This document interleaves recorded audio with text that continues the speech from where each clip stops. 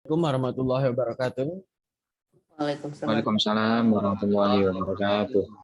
Terima kasih kepada Pak dosen pembimbing kita, yaitu Bapak Dr. Hasrul Huda, yang telah memberikan kesempatan kepada kami untuk mempresentasikan materi mengenai Information System Development. Baik, untuk tidak memperpanjang waktu, langsung saja materi ini akan disampaikan oleh Ibu Isla Pirna. Kepada Ibu Isla Pirna, dipersilakan.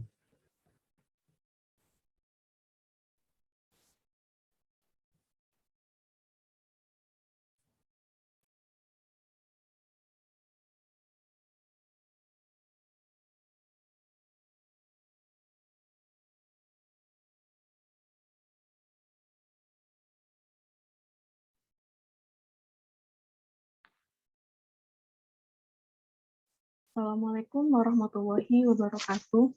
Waalaikumsalam warahmatullahi Waalaikumsalam wabarakatuh. warahmatullahi wabarakatuh.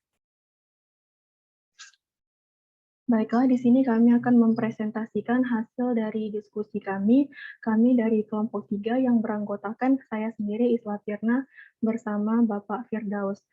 Di sini kami akan mempresentasikan hasil diskusi kami mengenai topik informasi sistem development.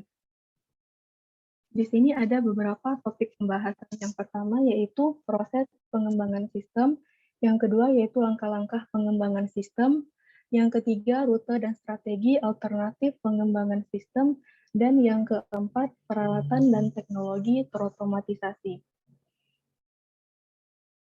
Proses pengembangan sistem yaitu seperangkat aktivitas, metode, dan praktek dan alat-alat terotomatisasi yang digunakan untuk meningkatkan dalam pengembangan sistem dan software. Pada awal berkembangnya sistem informasi ini, pengembangan sistem informasi dilakukan oleh programmer. Lalu manajemen perusahaan ataupun user meminta kepada programmer untuk membuatkan program tertentu yang bisa membantu aktivitasnya. Di sini terdapat 3 metode pengembangan sistem.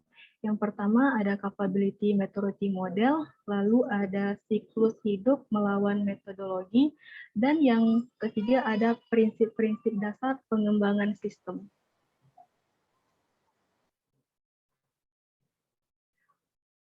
Di sini terdapat capability maturity model ataupun disingkat dengan CMM adalah framework untuk mengukur tingkat kematangan pada pengembangan sistem informasi dan manajemen proses dan produk suatu organisasi. CMM terdiri dari 5 tingkat perkembangan. Yang pertama, pada tingkat pertama yaitu inisial. Pada tahap ini umumnya proses tidak dapat diprediksi, tidak berulang, sering mengalami krisis ataupun over budget, dan gagal mencapai target waktu. Lalu pada tingkat yang kedua ada repeatable. Pada tahap ini fokus yang ditekankan yaitu pada manajemen proyeknya, bukan pada pengembangan sistem. Lalu pada tingkat yang ketiga ada define, dan tingkat yang keempat ada manage. Pada tahap ini manajemen lebih proaktif dalam melihat masalah pengembangan sistem. Jadi walaupun proyek itu menemui masalah ataupun isu yang tidak diperkirakan, maka proses itu masih akan dapat disesuaikan berdasarkan efek dari kondisi yang mampu diprediksi dan secara terukur. Lalu pada tingkat yang kelima ada optimize. Pada tingkat ini proses pengembangan sistem itu terstandarisasi secara kontinu, dimonitor dan ditingkatkan berdasarkan ukuran dan analisa data pada tingkat yang keempat. Lalu selanjutnya yaitu siklus hidup melawan metodologi. Pada siklus hidup ini, pemfaktoran umum hidup sebuah sistem informasi ke dalam 2 tahap. Yang pertama, ketika sistem itu berputar dari pengembangan ke operasi perawatan, lalu terjadi sebuah konversi yang harus muncul. Dan yang kedua itu pada suatu waktu terjadinya penurunan, maka harus muncul dan sebuah sistem itu harus berputar dari operasi dan perawatan ke pengembangan ulang.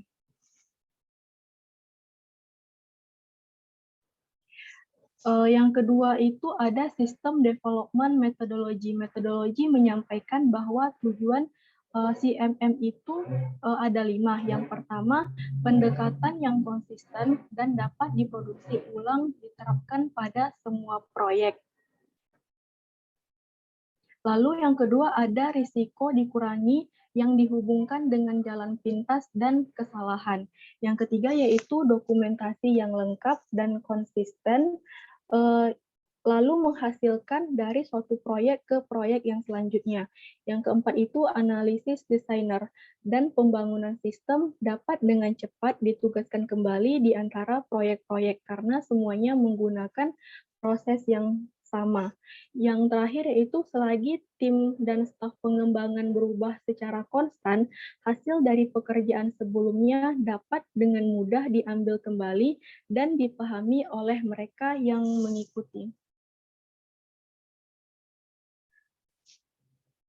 Di sini terdapat beberapa prinsip mendasar pengembangan sistem. Ada banyak sekali prinsip yang mendasar pada pengembangan sistem. Pada prinsip yang pertama itu keterlibatan pengguna sistem, yaitu kebutuhan yang absolut untuk pengembangan yang berhasil. Lalu pada prinsip yang kedua, menggunakan pendekatan pemecahan masalah.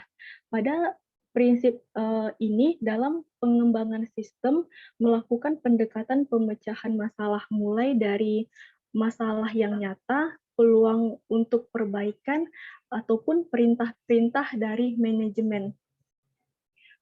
Prinsip yang ketiga itu adanya menetapkan fase dan kegiatan. Dan prinsip yang keempat, dokumentasi proses pengembangan. Pada prinsip yang keempat ini diperlukan dokumentasi sepanjang pengembangan. Dokumentasi ini digunakan untuk meningkatkan komunikasi dan permintaan dokumentasi untuk mengetahui kekuatan dan kelemahan pada sistem. Yang kelima, prinsip standar sistem. Yang keenam ada prinsip kelola proses dan proyek. Pada prinsip yang keenam ini, proyek manajemen memastikan bahwa sistem informasi dikembangkan dengan biaya minimal dalam kerangka waktu yang ditentukan dan dengan kualitas yang diterima. Lalu pada prinsip yang ketujuh, membenarkan sistem informasi sebagai investasi model. Prinsip yang kedelapan, jangan takut untuk membatalkan ataupun merevisi perancangan. Lalu pada prinsip yang kesembilan, bagilah dan taklukkanlah. Membagi sebuah sistem menjadi beberapa subsistem dan komponen-komponen supaya lebih mudah untuk memecahkan masalah dan membangun sistem yang lebih baik. Lalu pada prinsip yang terakhir, desainlah sistem untuk pertumbuhan dan perubahan. Di sini terdapat langkah-langkah pengembangan sistem. James mengembangkan kerangka Pisces, performa, informasi, ekonomi, kontrol, efisiensi, dan servis untuk mengelompokkan masalah tersebut, kesempatan, dan perintah. Yang pertama, prinsip kebutuhan untuk mengoreksi ataupun memperbaiki informasi dalam performa. Lalu yang kedua itu informasi kebutuhan untuk mengoreksi atau memperbaiki informasi dari data. Yang ketiga itu ada ekonomi, kebutuhan untuk mengoreksi ataupun memperbaiki ekonomi, mengendalikan biaya ataupun meningkatkan keuangan. Lalu ada keamanan ataupun kontrol. Kebutuhan ini untuk mengoreksi atau memperbaiki sistem keamanan. Lalu selanjutnya ada efisiensi. Kebutuhan ini untuk mengoreksi atau memperbaiki efisiensi pada orang dan proses. Dan yang terakhir ada kebutuhan untuk mengoreksi ataupun memperbaiki servis pada layanan, pemasok, rekan kerja, karyawan, dan yang lainnya.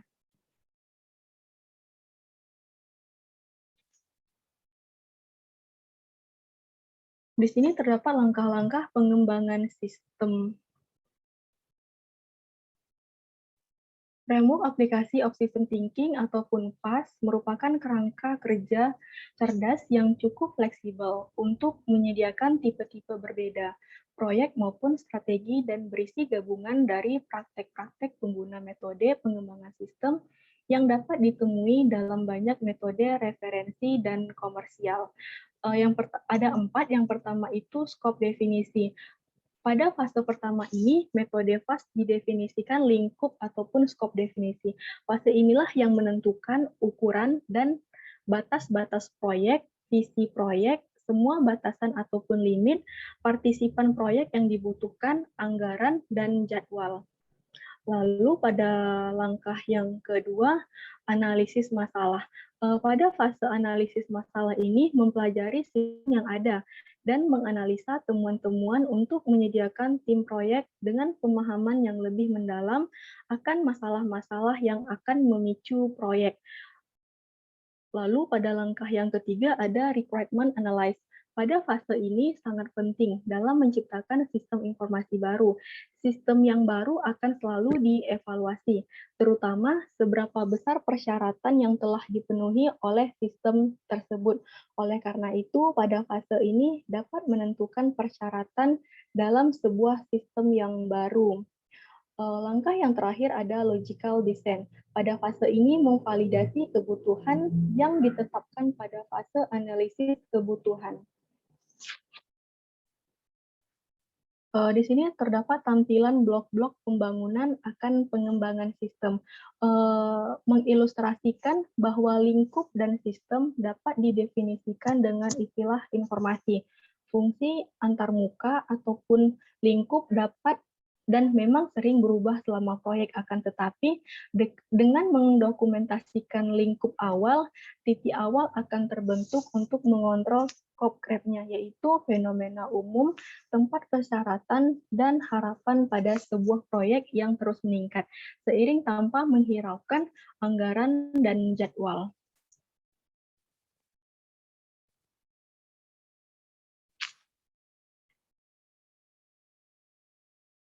Di sini terdapat rute dan strategi alternatif. Yang pertama itu strategi pengembangan model driven. Satu pendekatan tertua yang paling banyak digunakan untuk menganalisis dan mendesain sistem informasi. Disarankan pada pemodelan sistem. Model sistem adalah gambar sebuah sistem yang mewakili realitas yang diharapkan. Pada pendekatan model driven ini menekankan pemodelan sistem ada 3. Yang pertama yaitu proses modeling, data modeling, yang terakhir yaitu object modeling.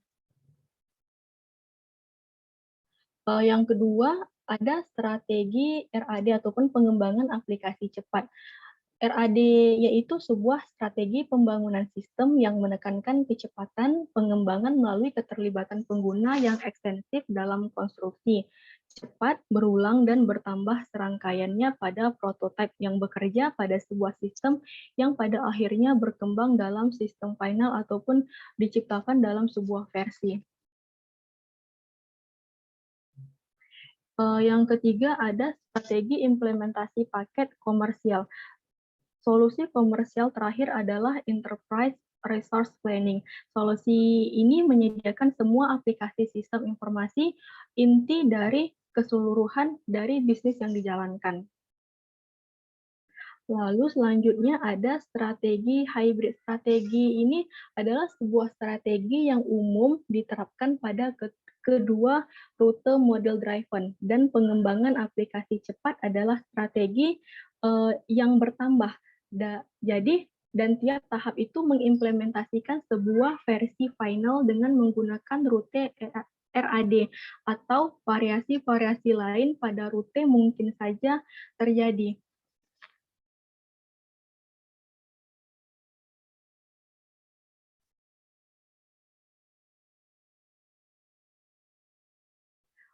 Lalu ada sistem maintenance. Perawatan sistem ini ditujukan untuk memandu proyek-proyek sepanjang operasi dan tahap dukungan siklus hidup mereka.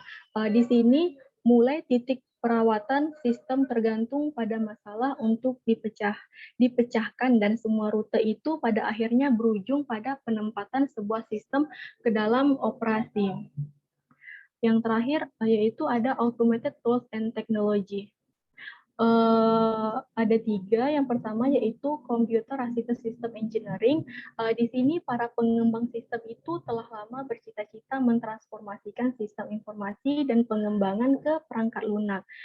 Istilah teknik sistem ini dan teknik perangkat lunak didasarkan pada visi bahwa pengembangan sistem dan perangkat lunak dapat dan harus dilakukan dengan presisi dan kekakuan. Yang kedua ada application development environment.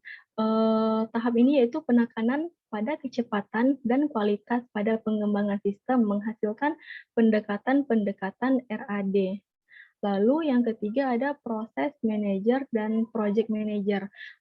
Pada tahapan ini peralatan terotomatisasi yang membantu merencanakan aktivitas-aktivitas pengembangan sistem, memperkirakan dan menugaskan sumber-sumber daya, menjadwalkan aktivitas-aktivitas dan sumber. Jadi dapat disimpulkan bahwa pembahasan kali ini tentang proses pengembangan sistem, yaitu seperangkat aktivitas, metode, dan praktek, dan alat-alat terotomatisasi itu yang digunakan untuk meningkatkan dalam pengembangan sistem dan software. Sekian pemaparan dari saya kembalikan ke moderator. Terima kasih. Oke, baik. Terima kasih kepada Ibu Isla Pirna yang telah mempresentasikan materinya. Selanjutnya bagi Bapak, Ibu, dan teman-teman semuanya yang ingin memberikan tambahan dan saran atau langsung pertanyaan juga boleh dipersilahkan Bapak, Ibu.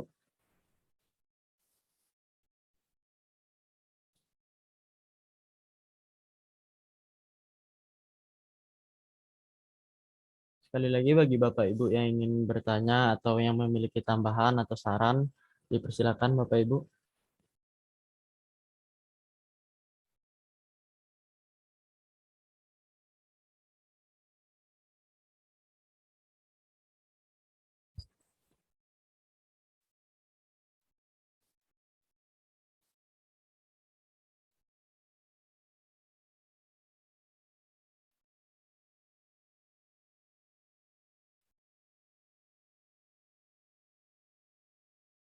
Bagaimana Bapak Ibu? Ada yang ingin memberikan tambahan, saran atau pertanyaan Bapak Ibu? Atau penyampaian materinya belum dimengerti sama sekali atau bagaimana Bapak Ibu?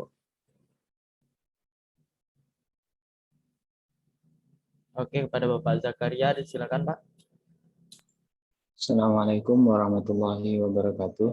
Waalaikumsalam warahmatullahi wabarakatuh. Izin Pak dosen, kemudian tim penyaji. Ini boleh langsung bertanya ya, biar ada diskusi. Silakan Pak. Boleh Pak ya, Firdaus ya. Baik, yang ingin saya tanyakan, kira-kira apa yang harus kita pertimbangkan ketika kita mengembangkan suatu sistem informasi dalam dunia pendidikan. Itu saja, Pak. Oke, baik. Terima kasih Bapak Zakaria. Mungkin saya ulangi lagi pertanyaannya. Apa yang harus kita kembangkan ketika kita akan mengembangkan aplikasi di bidang pendidikan? Mungkin itu pertanyaannya, Pak? Yang dipertimbangkan, Pak. Ya. Baik, Pak. Oke, baik. Terima kasih Pak Zakaria.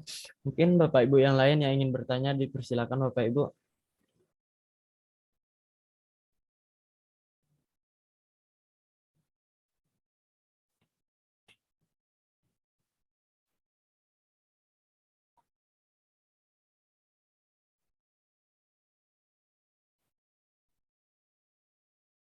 Oke, sekali lagi bagi Bapak Ibu yang ingin bertanya, dipersilakan Bapak Ibu.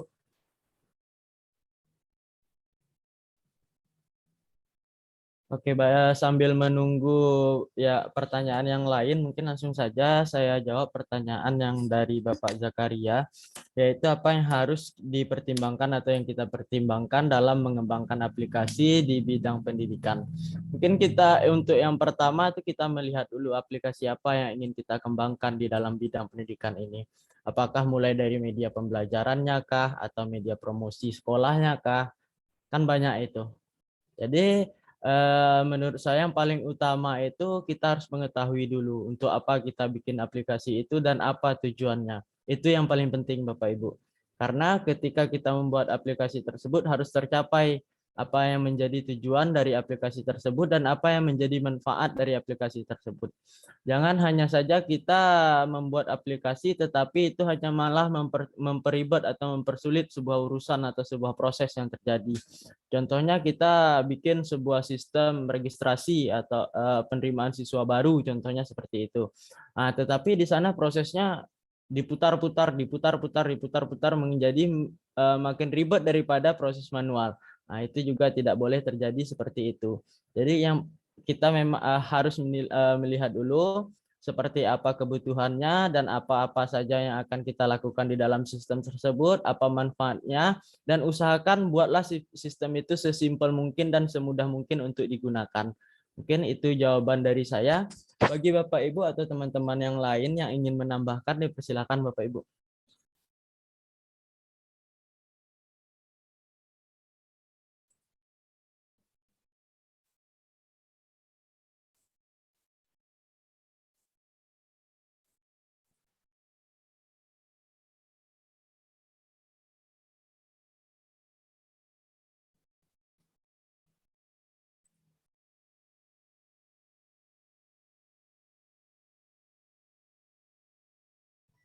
Atau masih Pak Daus, mungkin saya silakan Bu. Ya, terima kasih atas kesempatannya. Mungkin saya sedikit dengan pertanyaan Pak Zakaria tadi, yaitu sistem informasi di dunia pendidikan. Nah, apakah bisa Bapak atau Ibu Isla Pirna mencontohkan pengembangan sistem informasi di sekolah yang tadi seperti Pak Zakaria tanyakan tadi, contohnya seperti apa gitu dan bagaimana proses pengembangannya. Karena di sini kan di sekolah ini banyak sekali sih yang harus diintegrasikan untuk informasi atau data sekolah sendiri. Nah, sementara ini kan untuk SMA sendiri, SMA, SMK itu bahkan mungkin SD, SMP serta PAUD itu ada sebuah sistem informasi itu yang namanya Dapodik, data pokok pendidikan. Nah, di situ itu semua terintegrasi dari data sekolah sendiri, kemudian data dari pendidik dan tenaga pendidikan, data siswa, data sarpras, dan lain sebagainya. Nah, apakah hal itu sudah memadai seperti itu? Kemudian kalau memang mungkin ini bisa jadi dari teman-teman semuanya juga, mungkin kita bisa sharing di sini. Sebaiknya sistem informasi apa yang dikembangkan lagi di sekolah? Atau mungkin ada teman-teman di sini, selain kita menggunakan sistem informasi Dapodik itu di sekolah, adakah teman-teman di sini yang mengembangkan sistem informasi lainnya? Seperti itu. Jadi kita sekarang sharing ini untuk pengembangan sistem informasi yang ada di sekolah. Sekian Pak Daus, terima kasih. Oke, terima kasih Bu atas pertanyaannya. Mungkin langsung saja saya jawab ini Ibu. Sebelumnya izinkan saya untuk melakukan share screen.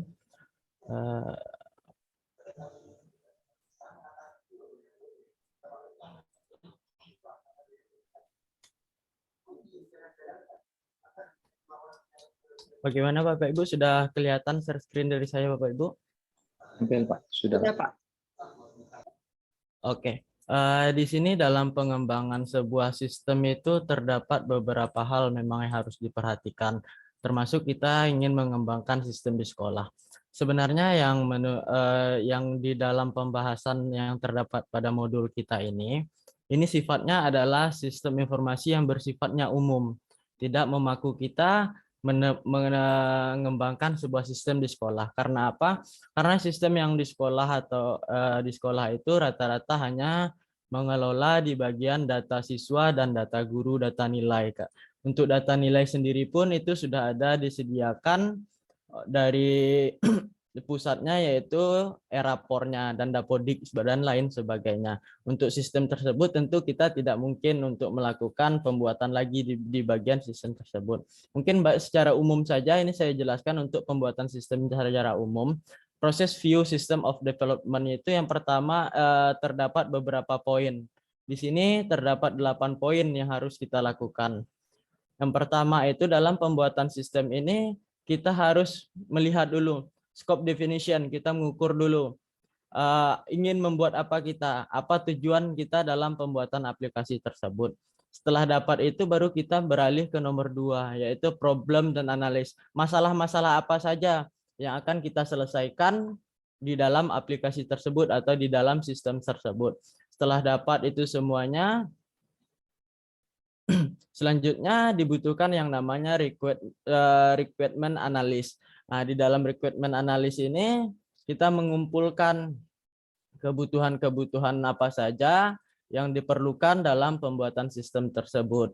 Setelah dapat itu, kita lanjutkan ke logical design. Logical design ini kita akan melakukan analisa atau struktur atau aliran bagaimana sistem itu bekerja, termasuk dari bagian aliran datanya dan lain-lain sebagainya. Karena kan di dalam sistem tersebut ada terdapat beberapa komponen, mulai dari tampilan, fitur, dan penyimpanan data atau storage-nya.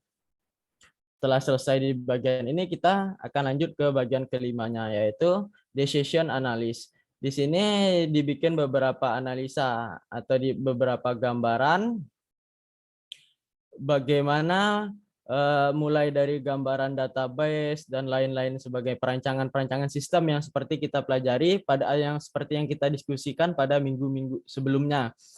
Selanjutnya yaitu physical design dan integration. Pada tahap ini dilakukanlah pembuatan dari aplikasi tersebut, yaitu biasanya di sini adalah proses codingnya. Setelah itu langkah selanjutnya yaitu construction dan testing. Yang pada poin ini adalah aplikasi tersebut sudah selesai dan siap untuk dilakukan uji coba. Selanjutnya ada yang namanya installation and delivery. Ketika sudah masuk ke tahap 8 ini, dalam artian bahwasanya aplikasi tersebut sudah siap digunakan atau sudah siap dipakai. Jadi ini adalah rule proses secara singkatnya bagaimana proses yang terjadi di dalam pengembangan aplikasi tersebut.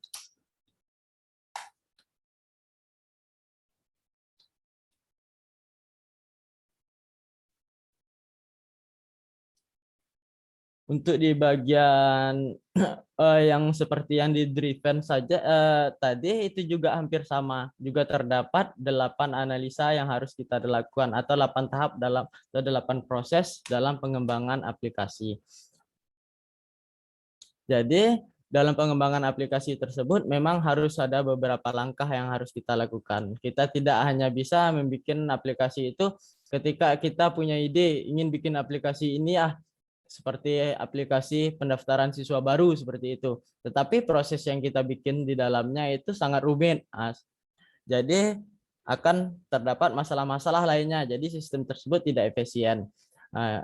Memang itu makanya diperlukan beberapa analisa, mulai dari analisa yang pertama tadi dari scope definition, problem analysis. Di situ titik beratnya untuk menentukan bahwasanya agar aplikasi ini benar-benar tepat guna atau bisa membantu proses yang terjadi. Karena tujuan utama dibikinnya aplikasi atau sistem ini adalah untuk membantu dan mempermudah kita dalam menyelesaikan masalah-masalah yang terjadi di dalam proses-proses yang kita lakukan. Mungkin itu tanggapan dari saya. Bagi Bapak Ibu yang lain yang ingin menambahkan, dipersilakan Bapak Ibu.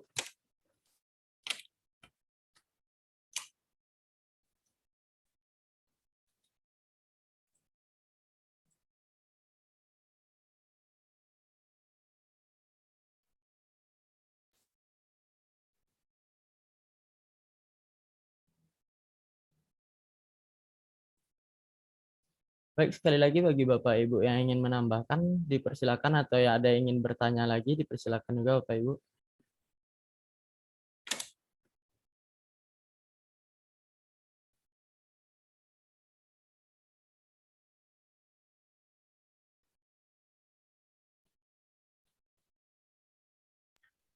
Kalau tidak ada, bagaimana dengan Bapak Zakaria tadi yang bertanya pertama, Bapak? Baik Pak, terima kasih atas jawabannya. Berarti tadi mungkin dapat saya tangkap sedikit. Berarti kita harus mengetahui apa tujuannya Pak ya untuk dalam mengembangkan suatu sistem informasi. Kemudian yang lebih bagus lagi itu adalah sistem informasi itu diusahakan kalau bisa sesimpel mungkin agar mudah digunakan, seperti itu ya Pak ya. Iya. Terima kasih atas jawabannya. Assalamualaikum warahmatullahi wabarakatuh. Waalaikumsalam warahmatullahi wabarakatuh.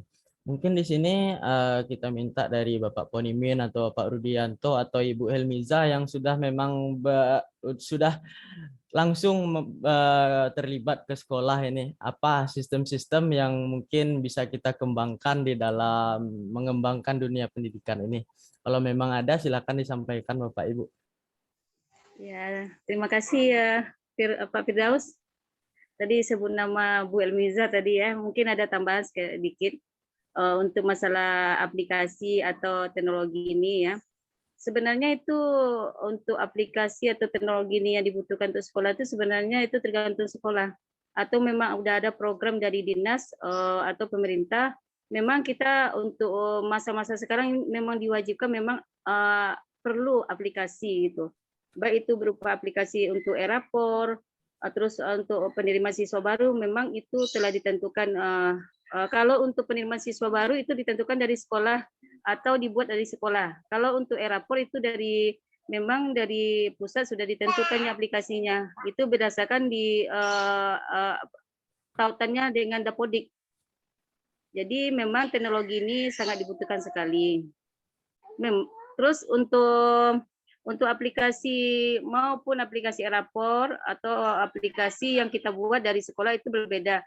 Terkadang untuk aplikasi ini, kadang penerimaan untuk sekolah ini ada juga susahnya dan ada juga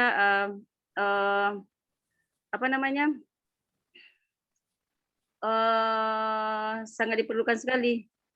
Kenapa? Setiap aplikasi itu kalau untuk sekarang dimanapun kita buka dia akan bisa terbuka karena dia online dari pusat maupun online kita menggunakan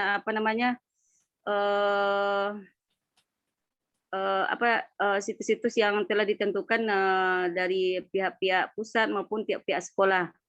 Jadi untuk kemudahan sekolah atau kemudahan dalam menggunakan teknologi ini sebenarnya itu tergantung dari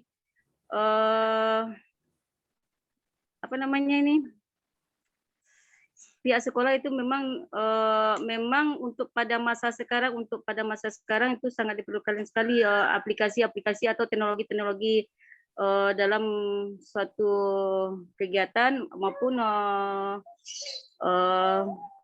baik dalam belajar maupun dalam pengisian rapor atau mau manajemen sekolah atau informasi sekolah, terus pengisian data siswa itu sekarang udah online semuanya. Jadi apapun bentuknya, baik yang menggunakan maupun yang menerima atau maupun yang memberikan informasi itu harus kita sangat harus bisa menerima atau belajar itu. Terus sebenarnya teknologi ini pada masa sekarang ini kita pun sangat membutuhkan, maupun siswa maupun guru sangat membutuhkan. Karena informasi maupun penggunanya sekarang sudah orang menggunakannya secara online gitu semuanya. Kita bekerja online, mau memberikan materi juga online maupun mendapatkan informasi dari dinas, kita juga online. Baik itu tentang kelulusan siswa itu online sekarang. Jadi untuk sebagai kita seorang guru, teknologi ini memang sangat dibutuhkan. Walaupun ada terkadang aplikasi ini ada juga kelemahan-kelemahan juga, karena otomatis ya contohnya untuk e-rapor aja. Kita dalam pengisian e-rapor ini siswa tidak boleh nilainya di bawah KKM. Kalau seandainya di bawah KKM, otomatis siswa tersebut dia tidak akan naik kelas ataupun nilainya tidak akan mencapai untuk kelulusan nanti. Jadi aplikasi juga ada kelemahan dan juga ada keuntungan buat kalau buat guru ada juga keuntungan dan juga ada kelemahannya.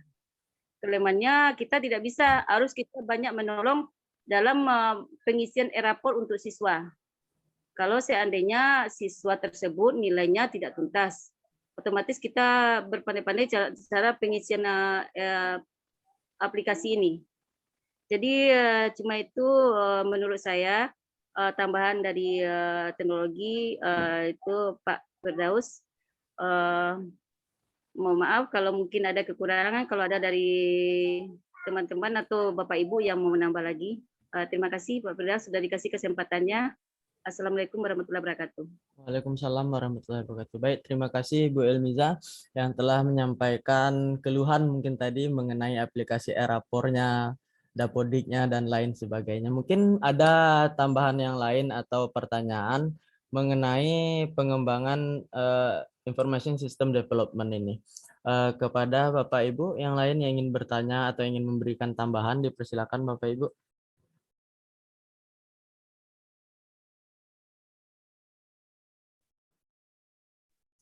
Yo, Pak Rudi.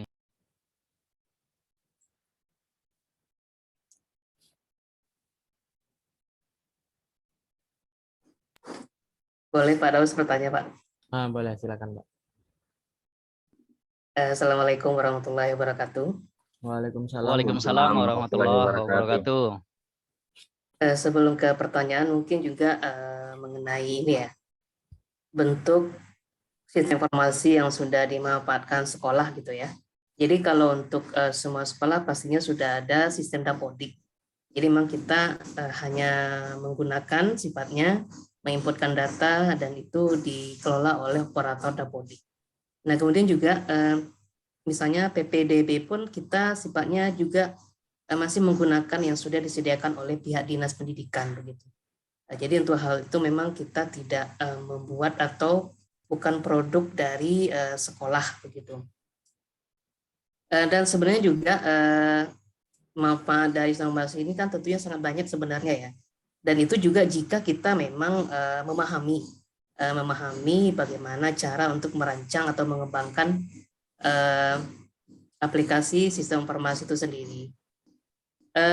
Ini saya mohon maaf sebenarnya, ini saya dalam kapasitas orang yang awam gitu ya. Awam dalam hal tentang sistem informasi ini, karena ya ibaratnya selama ini kan sifatnya masih menggunakan pengguna ibaratnya, belum pengalaman secara pribadi untuk bagaimana mengembangkan sebuah aplikasi ataupun hal-hal yang sangat bermanfaat untuk sistem informasi di sekolah misalnya.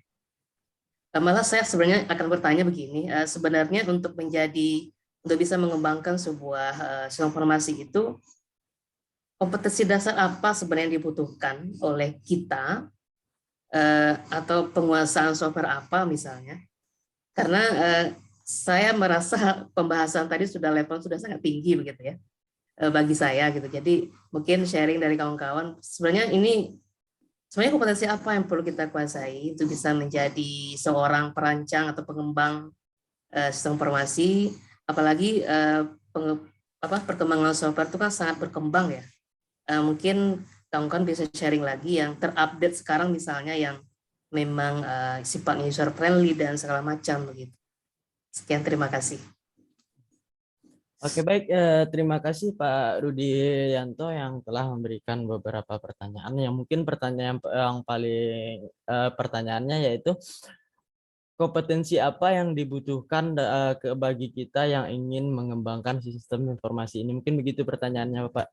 Oke, untuk pertama, jika kita memang ingin menjadi pengembang atau developer, memang kita harus menguasai banyak hal Bapak Ibu. Mulai dari sistem perancangan, sampai ke coding, database, dan lain sebagainya. Yang paling penting itu di bagian perancangan, kita sebagai seorang pembuat yang ingin membuat sistem, kita harus mengerti dulu konsep-konsep perancangan yang harus kita lakukan. atau konsep-konsep analisa dalam pembuatan sistem ini. Mungkin di sini ada beberapa hal yang harus kita kuasai. Mulai dari perancangan itu, contohnya dari perancangan database, use case diagram, UML, ERD, dan lain sebagainya. Itu adalah bagian dari perancangannya. Dan untuk di bagian codingnya, kita melihat dulu, kita ingin mengembangkan sistem informasi ini berbasis apa. Apakah dia berbasis Android, apakah dia hanya berbasis desktop, apakah dia berbasis web, dan lain sebagainya. Kalau kita ingin mengembangkan berbasis web saja, itu sudah ada beberapa bahasa pemrograman yang harus kita kuasai. Seperti kode igniter, PHP, dan di dalam PHP itu terdapat beberapa framework yang bisa kita gunakan, seperti Laravel, kode igniter aja udah ada beberapa versi dan lain sebagainya. Kalau kita ingin mengembangkan dia bersifat desktop, nah itu bisa salah satu yang banyak digunakan yaitu menggunakan bahasa C++.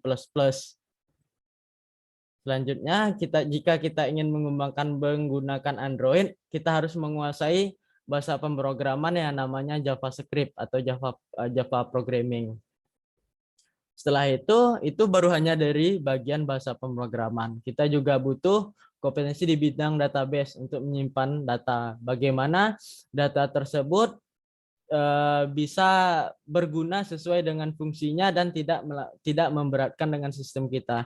Jadi di sana memang ada yang namanya analisa di dalam penerapan di database itu, mulai dari normalisasi dan lain sebagainya.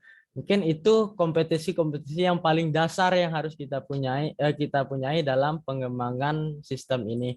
Mungkin ada Bapak Ibu yang lain yang ingin menambahkan, juga boleh dipersilakan Bapak Ibu.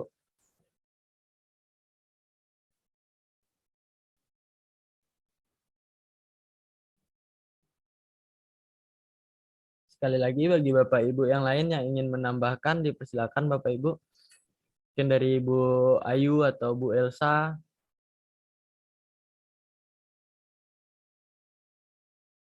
Izin Pak Daus. Nah, silakan Pak. Assalamualaikum warahmatullahi wabarakatuh. Waalaikumsalam warahmatullahi wabarakatuh. Izin menambahkan, tapi menambahkan pertanyaan. Boleh. Jadi kalau saya ini seperti Pak Rudi, mungkin orang yang salah dua ya. Kalau Pak Rudi tadi salah satu, saya salah dua. Orang yang tentang sistem pembuatan sistem informasi ini memang sangat kurang sekali Pak Rudi ya. Di sekolah kami sebagai contoh sistem informasi itu pertama tentang PPDB online, itu menggunakan sistem informasi. Yang kedua, itu sekolah kami juga sudah menggunakan BEL ya. BEL itu termasuk sistem informasi juga. Kemudian yang ketiga ada sistem informasi sekolah yang menggunakan web. Jadi sekarang di sini yang saya ingin tanyakan, faktor apa yang mempengaruhi dalam pengembangan sistem di sekolah itu, Pak Firdaus. Kemudian pertanyaan yang kedua, yaitu dalam pengembangan sistem, sebagai contoh misalnya PPDB online, itu kita terjun di situ pada saat orang mendaftar, sistem itu error gitu. Jadi pertanyaan saya, apakah sistemnya atau gimana gitu Pak Daus? Kalau memang sistemnya, ada nggak sistem yang lebih bagus sehingga orang waktu pendaftaran itu tidak kecewa gitu, tidak error?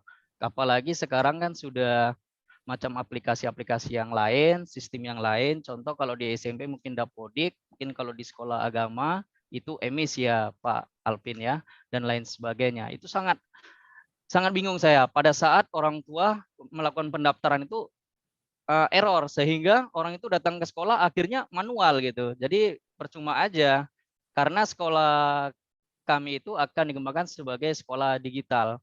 Mungkin itu aja Pak Firdaus, atas ilmunya nanti terima kasih. Assalamualaikum warahmatullahi wabarakatuh. Waalaikumsalam warahmatullahi wabarakatuh. Waalaikumsalam. Terima kasih Pak Ponimin atas pertanyaannya. Baik, sebelum saya menjawab pertanyaan dari Pak Ponimin, untuk pertanyaan dari Pak Rudianto tadi, bagaimana Bapak Ibu? Ada yang ingin menambahkan Bapak Ibu?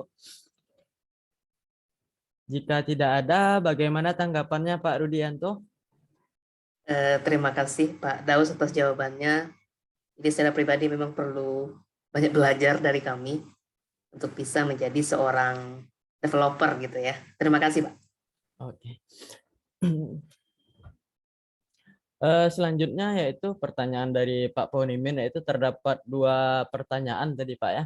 Yang pertama, faktor apa yang mempengaruhi kita dalam mengembangkan sebuah sistem, dan yang kedua, bagaimana kita mengatasi sistem yang error pada saat dibutuhkan.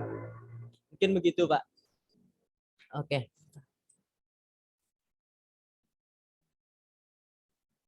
Sebelum saya menjawab pertanyaannya, ini ada bahan yang saya share dulu. Bagaimana Bapak Ibu, sudah tampil share screen dari saya Bapak Ibu? Tampil Pak. Tampil. Sudah, Pak Daus. Oke.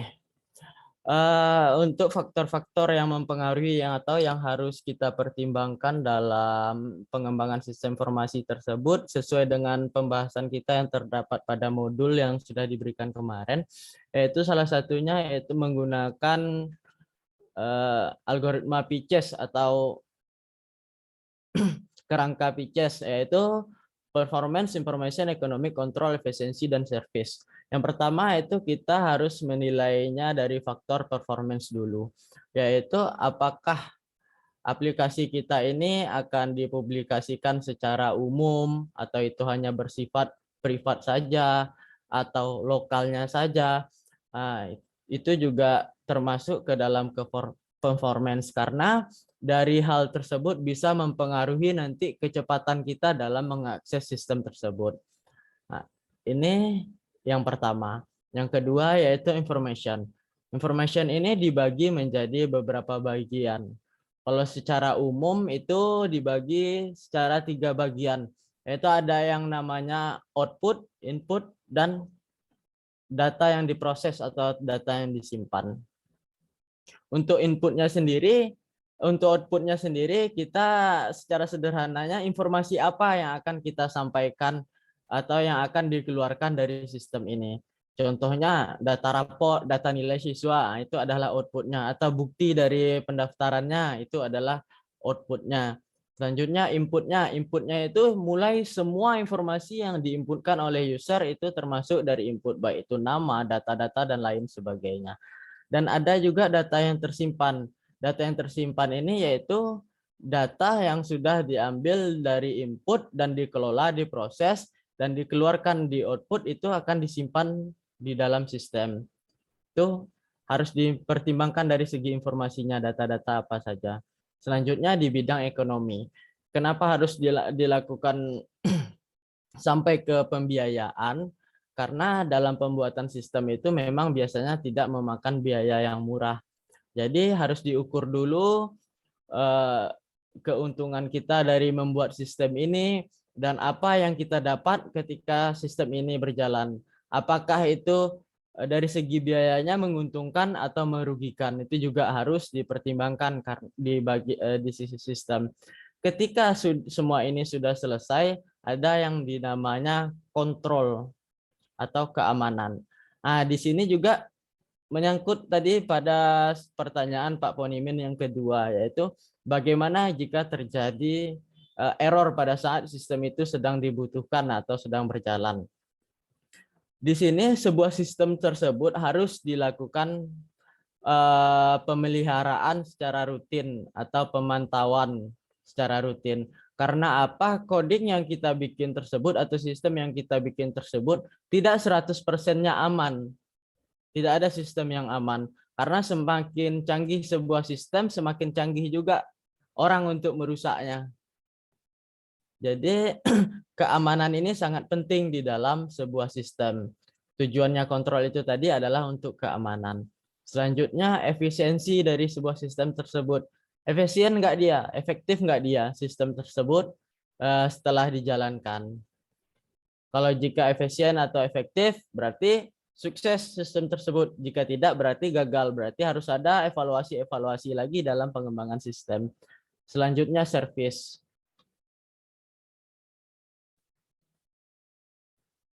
Service ini bisa dinilai dari bagian pelayanan apa saja yang bisa dilakukan di dalam sistem tersebut.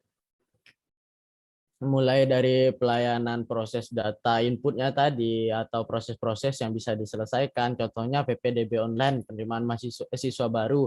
Berarti di sana pelayanannya yaitu hanya menerima siswa baru. Atau sistem informasi sekolah, berarti ya di sana hanya menampilkan informasi-informasi sekolah saja. Berarti itu saja fitur-fitur yang tersedia di sana.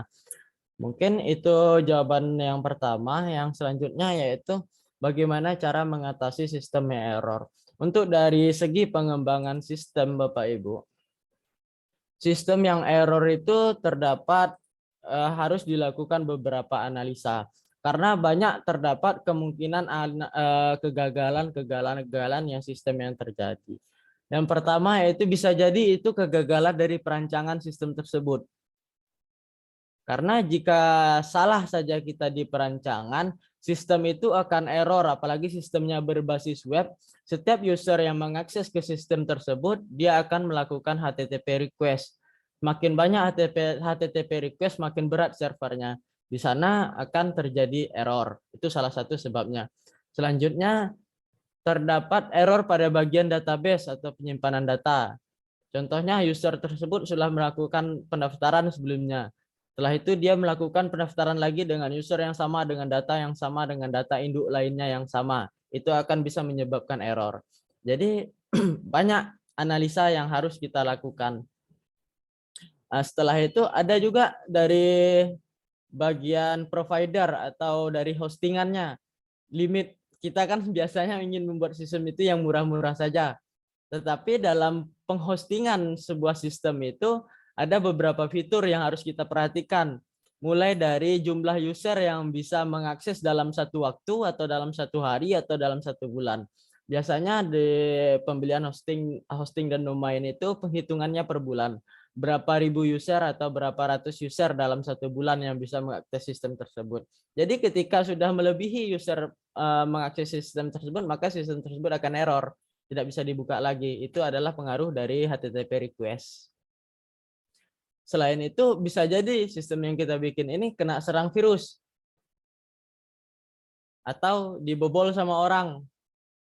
Dihack sama orang, itu juga bisa jadi. Jadi ada banyak sekali kemungkinan-kemungkinan yang terjadi yang mengakibatkan sistem itu error. Jadi untuk mengatasi itu ya kita memang harus melihat dulu errornya di bagian mana. Apakah di bagian database-nya, apakah di bagian coding-nya, atau di bagian yang lain. Atau apa yang pesan errornya, apakah dia hanya loading-loading saja. Jadi dalam pembuatan sistem itu memang harus melakukan sebuah analisa yang ekstra. Karena apa? Ketika kita membuat sistem tersebut, bukan notifikasi sukses saja yang harus kita tampilkan, tetapi notifikasi error juga harus kita tampilkan di dalam sebuah sistem. Supaya ketika pengguna tersebut gagal dalam melakukan prosesnya, bisa tahu kita di mana error dan di mana kesalahan dari sistem tersebut. Mungkin sekian jawaban dari saya. Jika ada tambahan dari yang lain, silakan Bapak Ibu.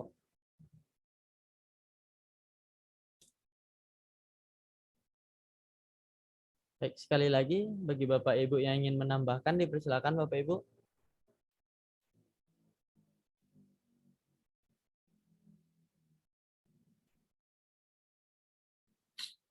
Jika tidak ada, mungkin saya kembalikan ke Pak Monimin. Bagaimana Pak? Atau masih ada yang ingin ditanyakan atau yang diragukan? Dipersilakan Bapak. Makasih Pak Daus, jawabannya sudah lengkap dan wow banget gitu Pak Rudi ya. Nah ini adalah ilmu tambahan. Terima kasih Pak Daus. Kapan-kapan nanti belajar lagi. Terima kasih. Assalamualaikum warahmatullahi wabarakatuh. Waalaikumsalam warahmatullahi wabarakatuh. Baik, bagi Bapak Ibu yang ingin bertanya masih boleh Bapak Ibu dipersilakan.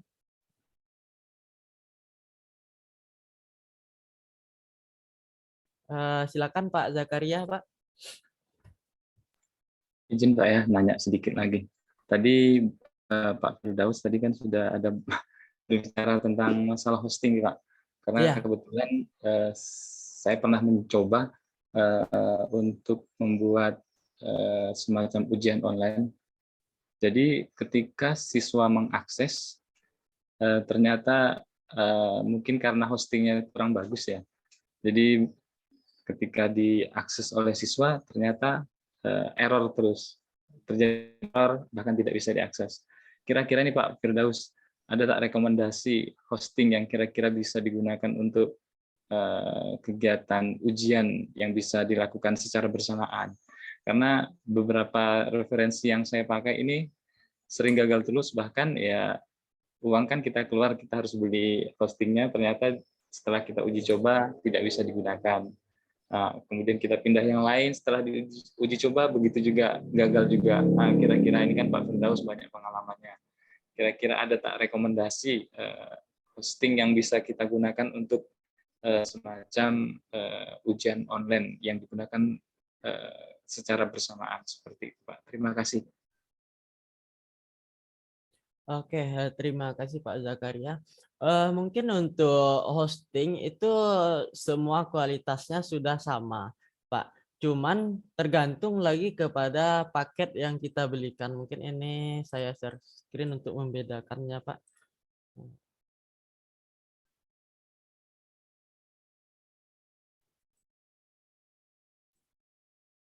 Bagaimana Bapak Ibu, sudah tampil share screen dari Tampil, Pak. saya? Tampil, Oke, Pak. ini salah satu contoh website yang menyediakan hosting dan domain, yaitu Niaga Hoster. Di sini terdapat beberapa paket yang bisa kita pilih. Dan mulai harganya 15.000, 60.000, 135.000, 180.000 per bulan. Nah, yang membedakannya itu dari fitur-fiturnya Bapak Ibu. Contohnya ini yang paling murah, kita lihat fiturnya.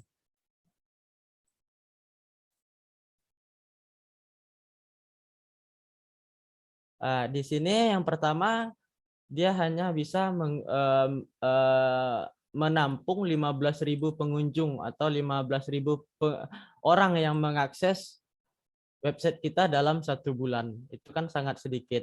Selanjutnya penyimpanannya cuman terdapat 500 mega saja. Untuk bandwidth-nya ya unlimited, untuk database-nya ya juga unlimited, tetapi dispatch ini cuman 500 mega saja.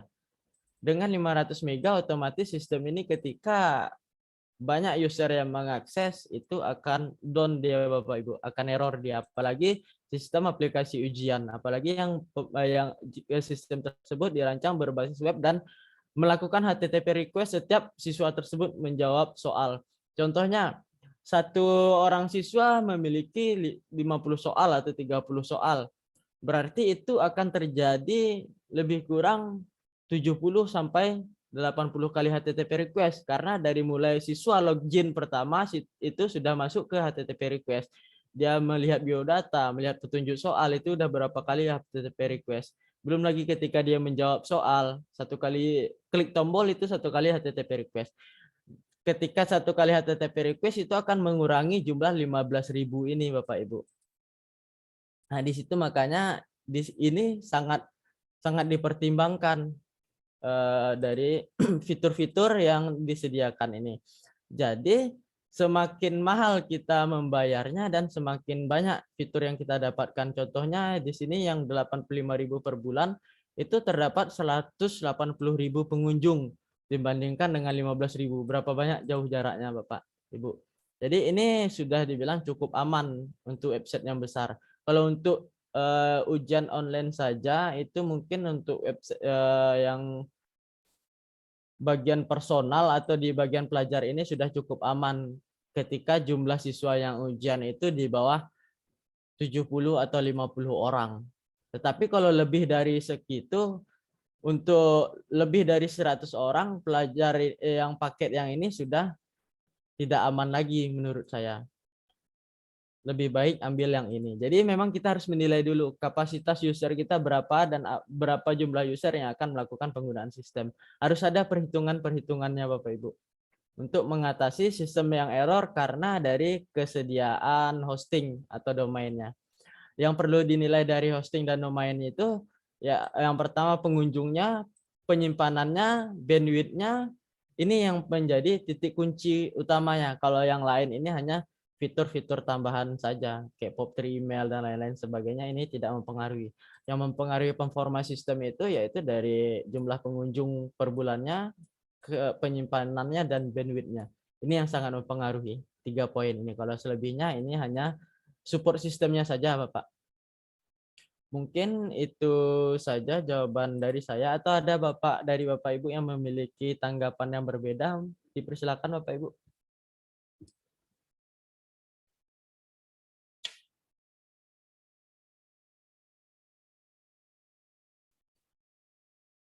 Kalau tidak ada, bagaimana dengan Bapak Zakaria? Terima kasih Pak Firdaus. Berarti selama ini saya salah menilai Pak. Kenapa tuh Karena Pak? mungkin karena mungkin kurangnya pemahaman seperti yang telah disampaikan Pak Firdaus. Jadi kalau maunya saya barang itu murah bisa dipakai. Nah, tetapi ternyata kejadian di lapangan seperti ini Pak. Jadi pindah sana pindah sini ya kejadiannya seperti itu Sama Pak. saja. Jadi ya sama saja. Ya. Jadi ya saya beranggapan mungkin kemarin oh ini mungkin hosting yang ini kurang bagus, pakai yang ini. Oh, pindah ke tempat yang lain. Mungkin salah menilai seperti itu Pak. Terima kasih, ilmunya sangat bermanfaat sekali Pak terutama untuk saya. Terima kasih. Assalamualaikum warahmatullahi wabarakatuh. Sama-sama Pak. Waalaikumsalam warahmatullahi warahmatullahi wabarakatuh. wabarakatuh. Langsung beli Pak Zakaria. Nanti tanya dulu sama bendara sekolah dulu Pak. Oke. Kita lanjut Bapak Ibu. Bagaimana Bapak Ibu yang lain, masih ada yang ingin ditanyakan Bapak Ibu?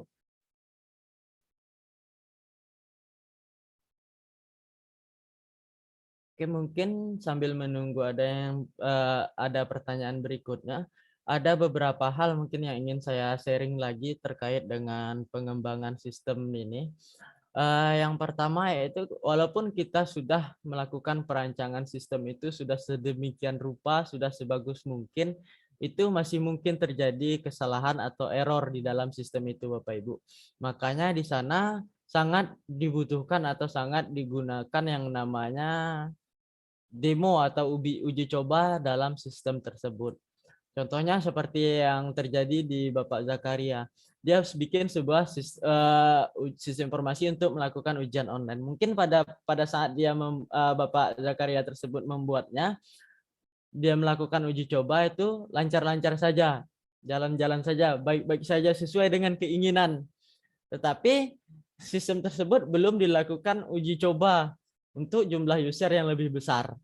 Ketika jumlah user lebih besar, ketika dilakukan langsung ke ujian dengan jumlah user yang lebih besar, maka di sana akan terdapat beberapa hal yang akan terjadi.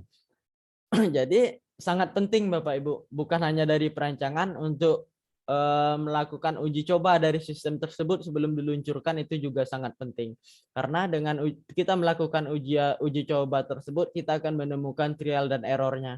Kita akan menemukan kekurangan-kekurangan di bagian apa saja yang harus kita perbaiki sebelum kita melakukan launching atau meluncurkan sistem tersebut. Mungkin itu dari saya. Bagaimana Bapak Ibu? Udah ada pertanyaan lagi Bapak Ibu?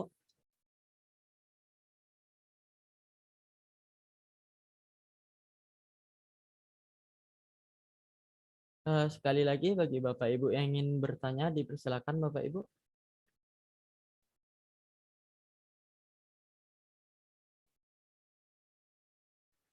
Baik, jika tidak ada, mungkin kita akan masuk ke sesi berikutnya, yaitu penguatan atau penambahan materi atau pelurusan materi. Jika ada yang salah dari yang kita diskusikan ini, kita minta kepada Bapak dosen pembimbing kita, yaitu Bapak Dr. Asrul Huda.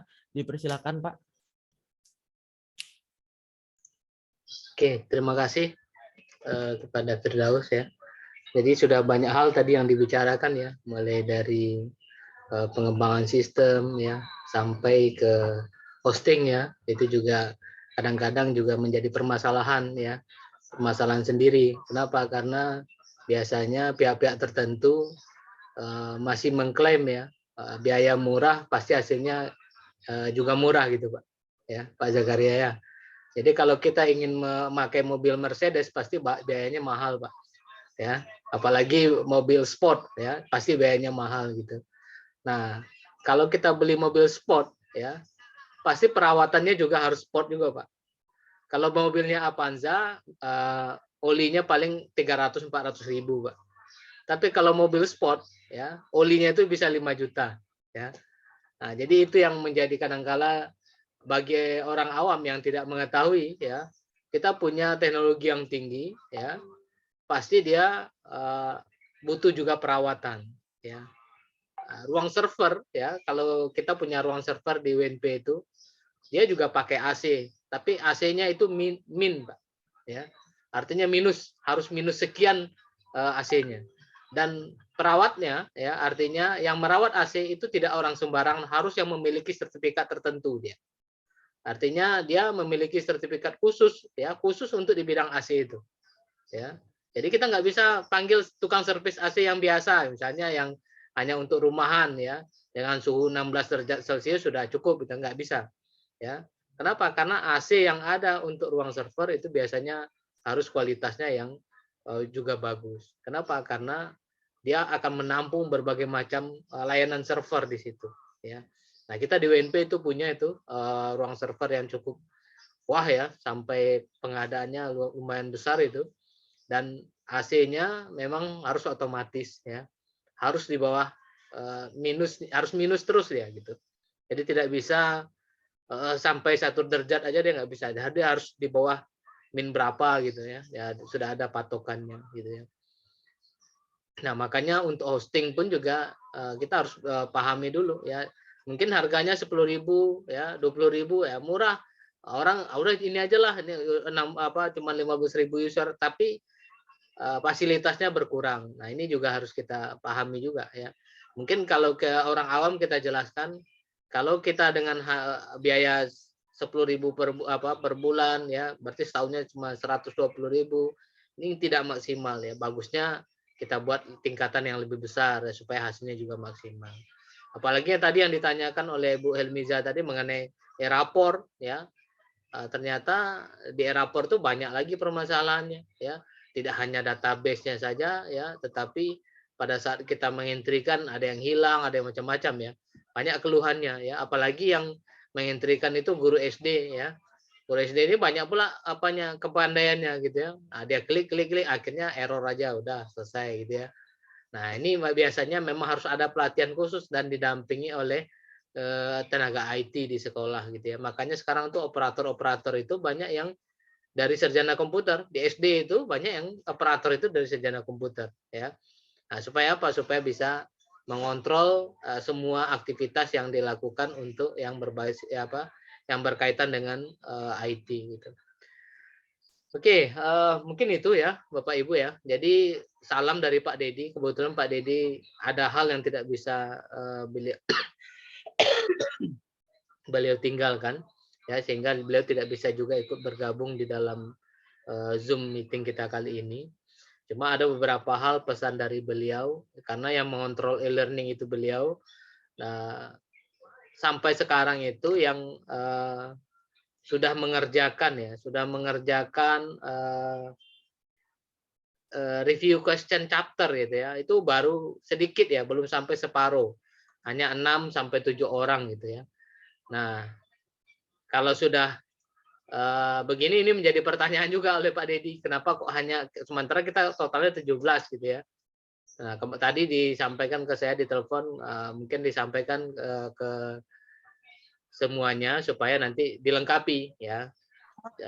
Jadi question di chapter itu Bapak Ibu jawab terus diupload gitu ya. Nah, silakan nanti mulai bagi yang belum upload nanti kata Pak Dedi nanti akan dibukakan lagi waktunya. Jadi dia cari waktu, apakah nanti di pertemuan berikutnya dia bukakan waktu, nanti Bapak Ibu tinggal upload jawabannya. Jadi question masing-masing chapter itu diusahakan Bapak Ibu jawab lah ya, supaya terdeteksi di e-learningnya. Jadi Pak Dedi semuanya dia pantau melalui e-learning ya. Nah, mudah-mudahan ini juga bisa Bapak Ibu kerjakan ya. Karena apa? Karena itu memang tugas kita juga gitu ya. Nah, saya hanya menyampaikan apa yang menjadi keluhan Pak Dedi ya. Mudah-mudahan nanti Bapak Ibu juga bisa mulai mengansur. Bagi yang sudah, silakan nanti lanjutkan ke chapter berikutnya ya. Nah, sekarang kita ada di chapter 3, nanti Bapak Ibu isi juga di chapter 3. Bagi yang sudah kelewat, yang chapter 1 dan 2 itu belum mengisi, nanti akan di-set ulang oleh Pak Dedi. Jadi Bapak Ibu siapkan dulu jawabannya, nanti tinggal upload saja ya. Nah, mudah-mudahan ini bisa tertuntaskan lah ya untuk masalah yang ada di question masing-masing chapternya gitu. Mungkin itu Bapak Ibu. Kalau ada pertanyaan saya persilakan. Pak, Ya, silakan. terima kasih Pak. Ya. Menyampaikan ini Pak, tadi Kak Devi menyampaikan izin. Beliau lagi sakit Pak sekarang. Lagi Devi sakit juga ya, oke. Iya, Nggak apa-apa. Dari kemarin Pak, nggak masuk. Iya, iya. Iya Pak, kasih Pak. Oke. Masih ada Bapak Ibu yang lain? Untuk absensi hari ini bagaimana, Pak? Oh, di screenshot aja ya. Nanti kita screenshot ini, nanti Pak Dedi yang akan atur. Di learning nggak bisa ya?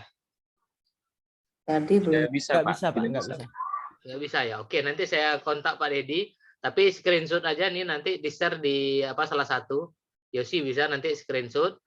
Setelah itu di-share ke grup. Nanti Pak Dedi akan bukakan mungkin karena beliau sedang dalam perjalanannya, jadi mungkin nggak bisa dihubungi.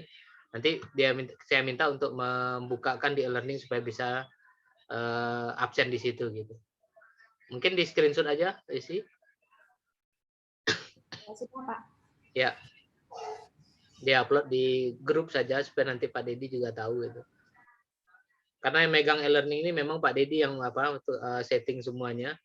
Nah, mudah-mudahan nanti dia bisa langsung dan langsung membuka gitu ya. Nanti diumumkan juga lah di grup gitu. Masih ada Bapak Ibu? Nah, kalau tidak ya, nanti silakan Bapak Ibu setelah ini mulai dikerjakan question masing-masing chapter ya. Kalau yang belum upload di chapter 1-2 nanti saya akan kode Pak Dedi supaya dibukakan lagi supaya bisa diupload di situ.